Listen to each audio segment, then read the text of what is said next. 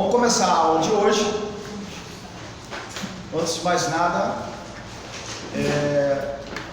Deus abençoe a sua vinda e a sua chegada até aqui depois de um dia muito complicado.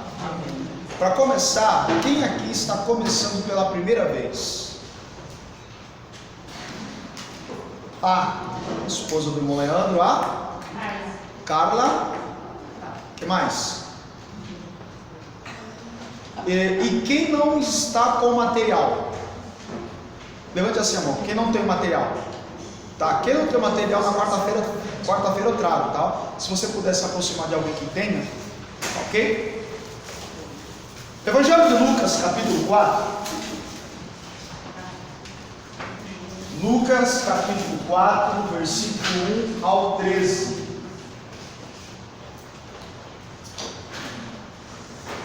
Nós vamos dar sequência, continuidade ao assunto demonologia. E essa aula introdutória, ou esse momento introdutório, eu gostaria de trazer algumas verdades acerca das propostas do nosso adversário.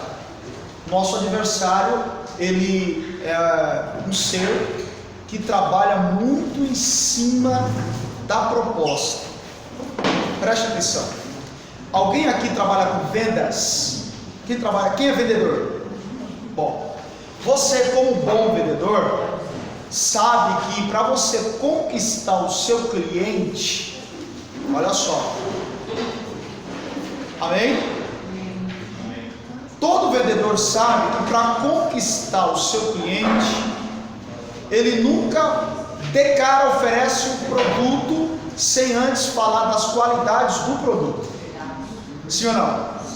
Isso é marketing.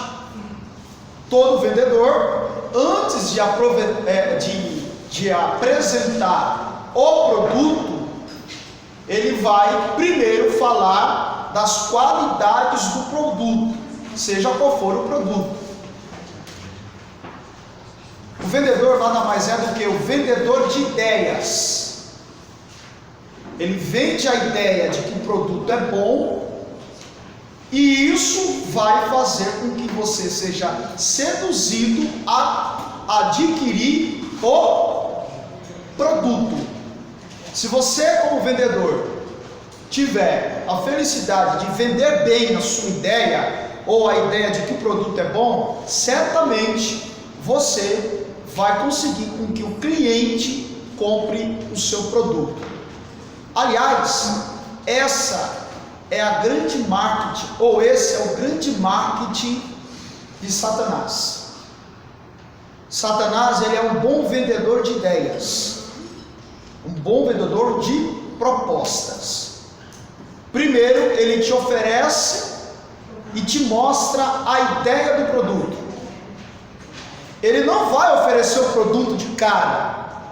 Ele vai mostrar para você que o produto vale a pena, que o produto é saboroso, que o produto é envolvente, que o produto é bom.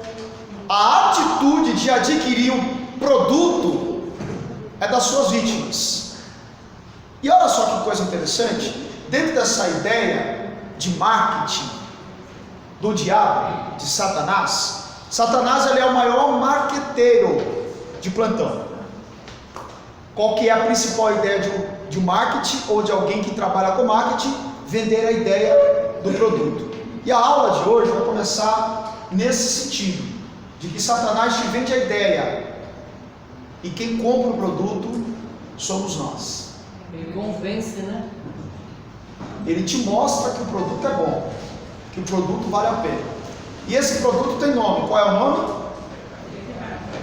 Lucas capítulo 4, versículo 1 ao 13. Nós vamos ver nesse texto, olha só, nesse texto nós temos 3 propostas de Satanás. 3 propostas de Satanás. Antes antes de nós entrarmos na invocação, no assunto invocação de demônios, que é o assunto de hoje, eu queria que você observasse e analisasse mais uma arma que o inimigo se utiliza para tentar nos convencer. Já aprendemos algumas armas nessas aulas que nós estamos tendo. Hoje nós vamos aprender mais uma arma nova dentro da matéria, a qual Satanás ele se utiliza. A grande arma que nós iremos aprender hoje é proposta. O diabo, ele é um ser que faz propostas, ele vende produto. Então vamos lá. De acordo com essa ideia, eu pedi para que vocês abrissem a Bíblia em Lucas capítulo 4, versículo 1 ao 13. Quem pode ler? Bem alto. Jesus, cheio do Espírito Santo, voltou do Jordão e foi levado pelo Espírito ao deserto. Voltou do Jordão e foi levado pelo Espírito ao deserto. Esse Espírito, letra maiúscula ou minúscula? Maiúscula. Então quem levou Cristo para o deserto foi o Espírito Santo. Continue. E 40 dias foi tentado pelo diabo. E naqueles dias não comeu coisa alguma. Não comeu, quantos dias ele ficou sem comer? 40 dias. 40 dias. E terminados eles, teve fome. Terminou os 40 dias, teve fome. Continue. E disse-lhe o diabo: se tu és filho de Deus, dize a esta pedra que se torne em pão. E Jesus lhe respondeu dizendo: escrito está que nem só de pão viverá o homem, mas de toda a palavra de Deus. E o diabo levantou-o a um alto monte, mostrou-lhe no momento de tempo todos os reinos do mundo. E disse-lhe o diabo: dar-te-ei a ti todo este poder e a sua glória, porque a mim me foi entregue e dou a quem eu quero. Portanto, se tu me adorares, tudo será teu. E Jesus respondendo disse-lhe: vai-te, Satanás, porque está escrito: adorarás o Senhor teu Deus e só a ele servirás. Levou-o também a Jerusalém e pô-lo sobre um pináculo do templo e disse-lhe: se tu és filho de Deus, lança-te daqui abaixo, porque está escrito: mandarás aos seus anjos acerca de ti que te guardem e que te sustenham nas mãos, para que nunca tropeces com o teu pé em alguma pedra. E Jesus respondendo disse-lhe: dito está, não tentarás o Senhor teu Deus. E acabando o diabo de toda a tentação, ausentou-se dele por algum tempo. Ausentou-se por algum tempo. Preste atenção, antes de nós entrarmos nessas propostas e tentar uma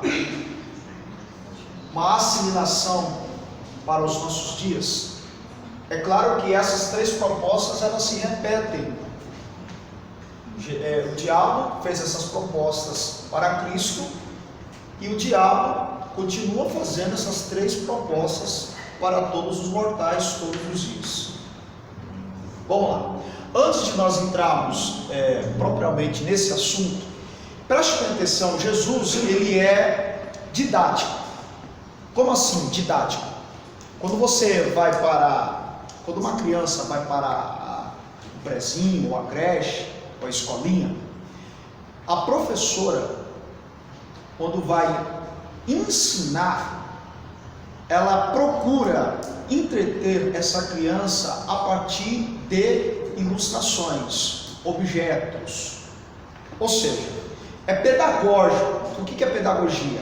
É o estudo ou o ensino baseado em observar objetos, desenhos.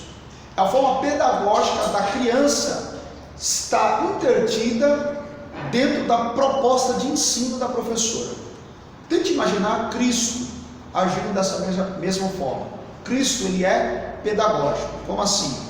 É como se nós fôssemos crianças e Cristo, a partir do exemplo, a partir do gesto, a partir das das suas atividades, ele nos passar uma grande lição ou nos revelar uma grande verdade. De que forma? Preste atenção. Antes de Cristo fazer ou dar algum tipo de ordem, ele primeiro mostra como se faz, para depois dar a ordem. Preste atenção. Antes dele dar a ordem, ele dá o exemplo. O maior exemplo de humildade que nós temos de Cristo é quando ele lava os pés dos discípulos. Ele se agacha, pega a toalha, enche a bacia com água e começa a lavar os pés dos discípulos. Depois, ele ordena como princípio: façais uns pelos outros. Quem quer ser o maior, terá que servir o menor. Então, essa é a forma didática de Cristo. Antes de ordenar, ele dá o exemplo. E como que podemos ver aí o modelo didático, pedagógico de Jesus trabalhar? Preste atenção na primeira frase do versículo de número 1. Olha o que o texto diz: e Jesus, cheio do Espírito Santo. Tente imaginar Deus sendo cheio dele mesmo. Vamos ser sinceros? Jesus precisava orar? Vamos lá, gente. Jesus precisava orar? Não. Mas orou. Jesus precisava caminhar, ou melhor, jejuar, por exemplo? Mas jejuou. Jesus precisava congregar na sinagoga? Não, mas ele congregava na sinagoga. Jesus precisava ler a lei? Mas ele lia a lei na sinagoga. Agora, o que chama a atenção é que Cristo, ele não precisava ser cheio do Espírito Santo, porque ele é o Espírito Santo. Mas o texto é claro, e aqui entra o método pedagógico, porque não dá para encarar o nosso inimigo se você não tiver cheio do Espírito Santo, com as armas espirituais. Então o texto é claro, e Jesus, cheio do Espírito Santo, ele não precisava estar cheio do Espírito Santo, porque ele é o próprio Espírito. Mas como método pedagógico de ensinar por base no exemplo, o texto diz que ele estava cheio. Como assim cheio do Espírito Santo? Ele acabara de sair das águas do Jordão, foi batizado por João Batista. E o que aconteceu quando ele desceu as águas? O céu se abriu, a voz de Deus ecoou e a pomba pousou sobre ele, e ali ele foi cheio do Espírito Santo. Cheio do Espírito Santo, ele propõe um jejum. Olha só, o próprio Cristo propõe um jejum, e nesse de propor o jejum, ele é guiado pelo Espírito Santo ao deserto. Para quem não sabe, segundo a tradição, esse deserto que Jesus foi tentado era o deserto da região de Jericó. E no deserto da região de Jericó, aquele local, aquela localidade era cheia de pedras calcárias, arredondadas de cor de caramelo. Quem já viu? Aquelas pedras calcárias amareladas, cor de caramelo, redondas. Normalmente se dá em riacho, alguma coisa de sítio, alguma coisa do tipo. Mas aquele deserto era repleto dessas pedras, e vocês vão entender o porquê. Quando Cristo é levado pelo Espírito ao deserto, ele passa quantos dias? 40 dias. A pergunta que surge é: durante esses 40 dias, Satanás se aproximou? Não. Não se aproximou. Olha só, se você pegar bem e ler o texto, durante o jejum, o diabo, ele não se aproxima. Então, será que é por causa da tradução? Porque assim, no versículo número 2 diz: e 40 dias foi tentado pelo diabo. Olha só. Dá a entender que ele foi tentado. Dá a entender que ele foi tentado pelo diabo, mas a proposta veio depois que ele teve fome. Tá, entendi. Percebeu? As propostas veio quando Jesus teve fome. E a grande verdade espiritual que nós podemos absorver nesse momento é que o diabo, ele não se aproxima, ou ele não tem poder de te fazer proposta a partir do momento que você está em comunhão, ligado com Deus. O diabo, ele sabe, o diabo é um ser inteligente. Ele sabe se aproximar, ou qual o momento de se aproximar. Ele se aproxima depois que Jesus tem fome. Eu acho que com a fragilidade. Exatamente. Ele viu Cristo frágil. E é nesse momento que ele vem com a proposta. Percebeu a didática? O diabo não se aproxima enquanto você está em comunhão. Ele vai esperar você ter fome. Ele vai esperar você entrar em um momento de fragilidade. Porque aqui, ó, tem algum super-homem? Não. A vida cristã, preste atenção, a vida cristã, ela é feita e construída de muitos altos e baixos. E é nesse momento que o diabo se aproxima. O diabo se aproxima no momento da tua fragilidade. E aqui ele começa a fazer as propostas. O diabo, ele é ser tão inteligente, por outro lado, tão traiçoeiro, tão maligno, que ele faz a proposta no momento que você mais precisa dela, no momento que você mais quer ela. Aí ele se aproxima e te oferece. A palavra tentação aí traz a ideia de proposta. E como o próprio nome já está dizendo, proposta se aceita ou não. Ninguém é obrigado a aceitar uma proposta, sim ou não? Não. Ninguém aceita uma proposta forçada. E olha só, a primeira proposta que o inimigo ele faz a Cristo, e isso aqui vai acontecer com a gente todos os dias, ou em todos os momentos de fragilidade nossa. A primeira proposta que o inimigo faz, antes, aliás, isso aqui é interessante, tá? Antes de Satanás fazer a proposta, Satanás coloca em dúvida a filiação de Cristo. Olha só, primeiro, ele aproveita do momento de fragilidade e se aproxima.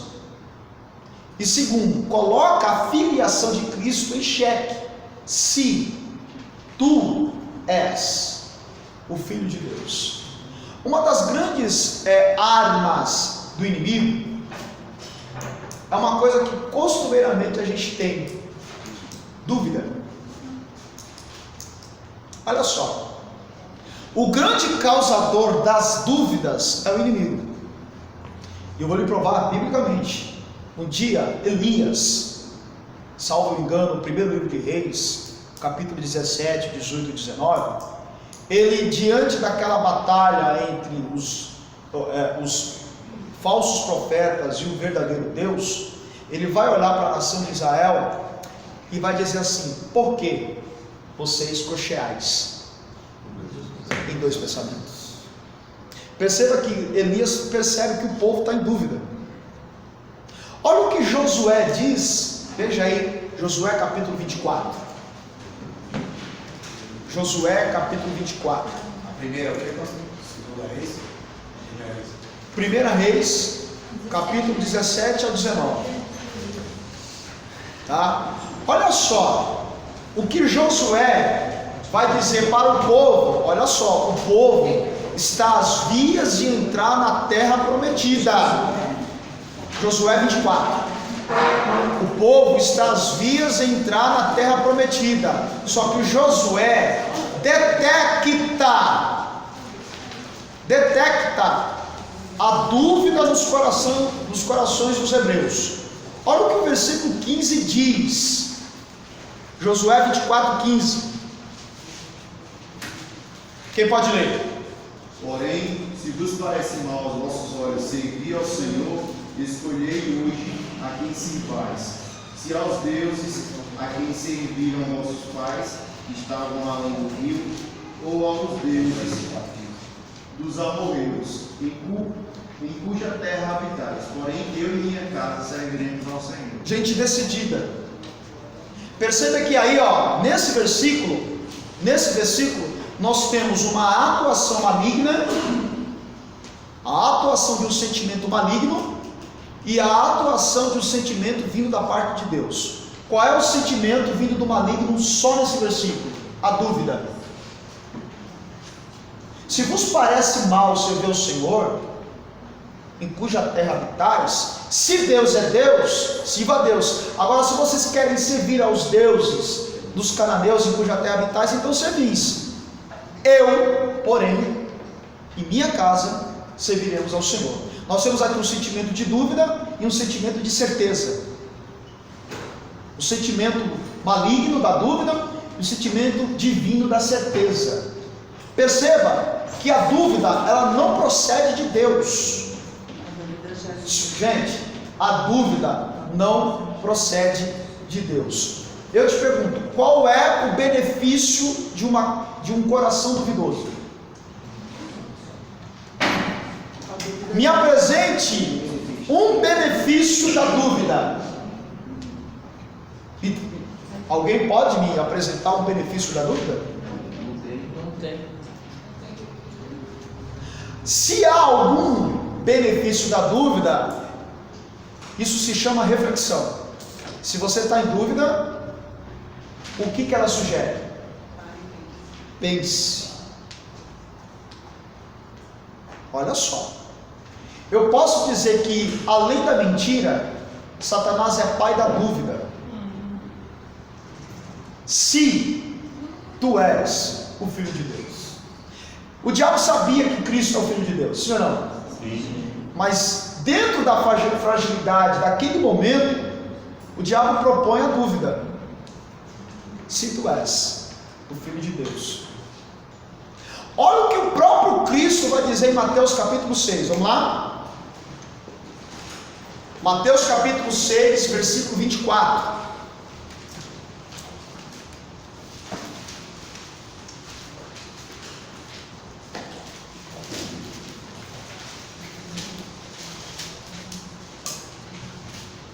Quem pode ler? Mateus 6, 24. Ninguém pode servir a dois senhores, porque há de odiar um e amar o outro, ou se dedicará a um e desprezará o outro.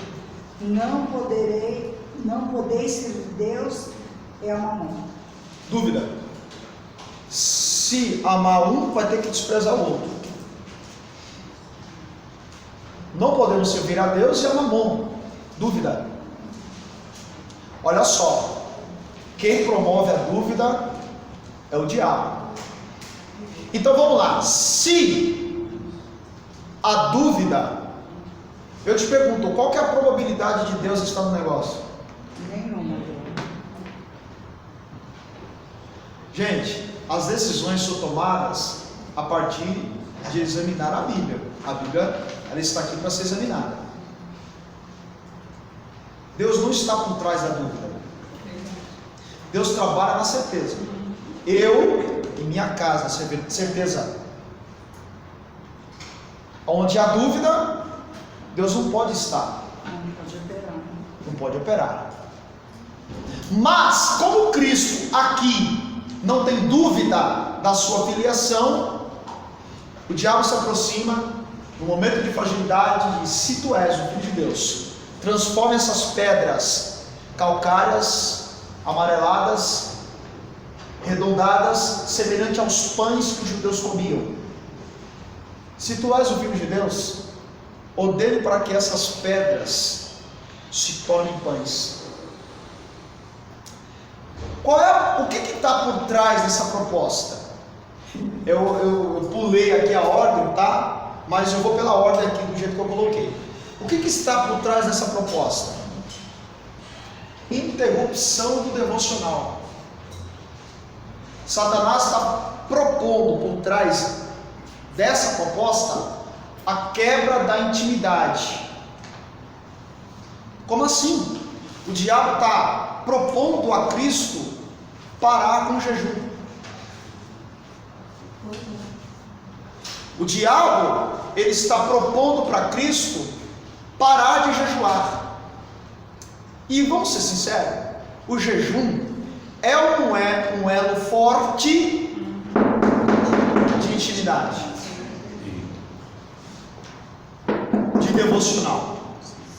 A primeira proposta do diabo está clara: quebrar o devocional, a intimidade. Vamos lá? Satanás, ele não propõe isso todos os dias? Sim. O diabo propõe a você quebrar o seu devocional, a sua intimidade. Qual era a companhia que Adão tinha no jardim do Éden no virar da tarde?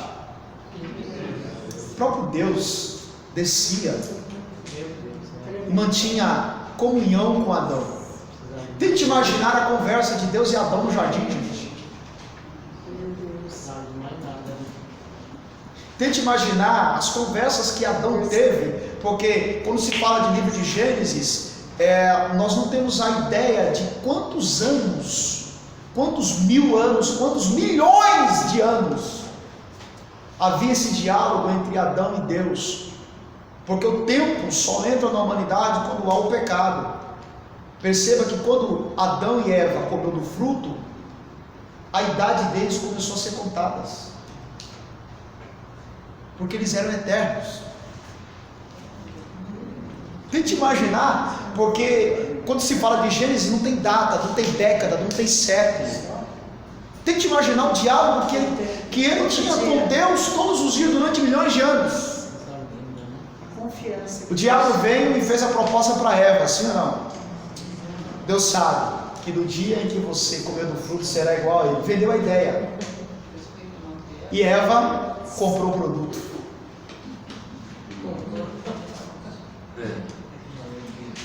O que está por trás da primeira proposta do diabo é quebra do devocional e da intimidade. A intimidade que ele tinha com Deus. Como ele não consegue fazer com que Cristo interrompa o seu elo de ligação com o Pai, porque o próprio Cristo vai se defender usando, olha, nem só de pão, o texto de Deuteronômio 6, nem só de pão viverá o homem, mas de toda a palavra que sair da boca de Deus. Jesus, ele está dando um exemplo claro que só se vence a proposta com a palavra. Só se vence a proposta se tiver alimentado da palavra. A única força, a única arma que você pode enfrentar usando ela para não deixar com que você caia na proposta é a palavra. Não é nem oração, não é nem jejum, não é nem fazendo campanha, não é subindo no monte, não é indo para a vigília, não é adorando, cantando. Palavra. Palavra.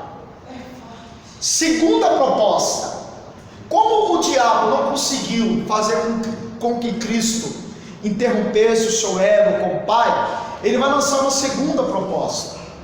E essa segunda proposta é interessante porque ele leva Jesus ao pináculo do templo, a torre do templo. Segundo alguns, da torre do templo ao topo da torre para o chão batido era uma altura de aproximadamente 152 metros. 152 metros de altura. O diabo leva Cristo ao pináculo, à ponta da torre, e ele lança a proposta: se tu és o Filho de Deus, lança-te daqui abaixo, olha só, porque está escrito na tua palavra, Salmo 91, que aos teus anjos dará ordem a teu respeito. Aqui tem duas verdades. Primeiro, o diabo não respeita teólogo, e nem quem faz teologia. Quanto mais esse. Porque a gente está conhecendo uma partícula da palavra de Deus. Satanás está por dentro da palavra. Porque ele cita o Salmo 91 dizendo para Cristo: olha, não vai te acontecer nenhum mal, porque se você se jogar, Deus, o Pai, vai ordenar que anjos venham e te... Perceba que o diabo está propondo suicídio. Se mata, se joga, acaba, porque não vai te acontecer nada. Deus vai mandar anjo. Não é isso que ele tem proposto para a nossa geração? Sim.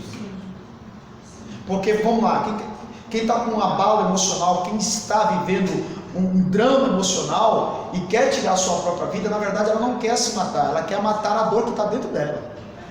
Ela quer acabar com uma dor dentro dela, e ela achando que tirando a própria vida, a dor é interrompida, de forma nenhuma. Essa é o engodo de Satanás, é a proposta dele. Não vai te acontecer nada, se joga, a vida acaba, Deus vai mandar anjo e vai te recolher. Professor, mas independente de esse texto, independente de Jesus ter sentido a fome, ou a sede, ali, uma fraqueza, no próprio texto diz que ele estava cheio do Espírito Santo. A fraqueza aí é física. Então, mas mesmo ele sendo Corpo. cheio do Espírito Santo, ele foi tentado. Sim. Então a fraqueza carnal não é tipo assim, uma abertura.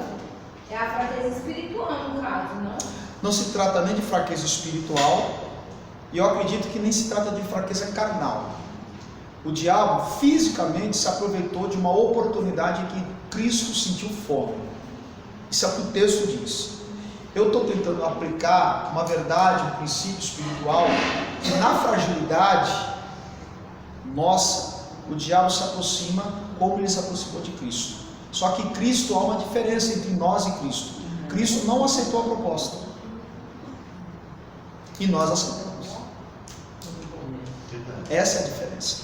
Jesus ali está como homem, ele não está como Deus. A explicação de Filipenses 2, né? Exatamente.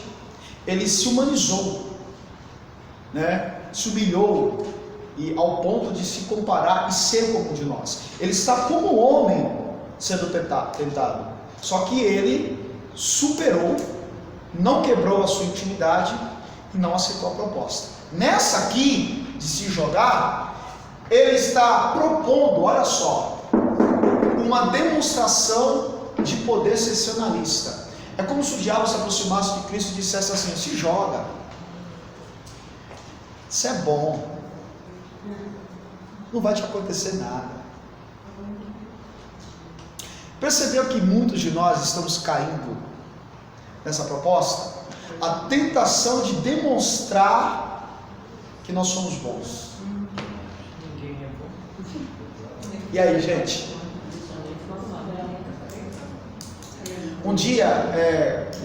No momento da crucificação, Jesus está manietado, todo machucado, ferido.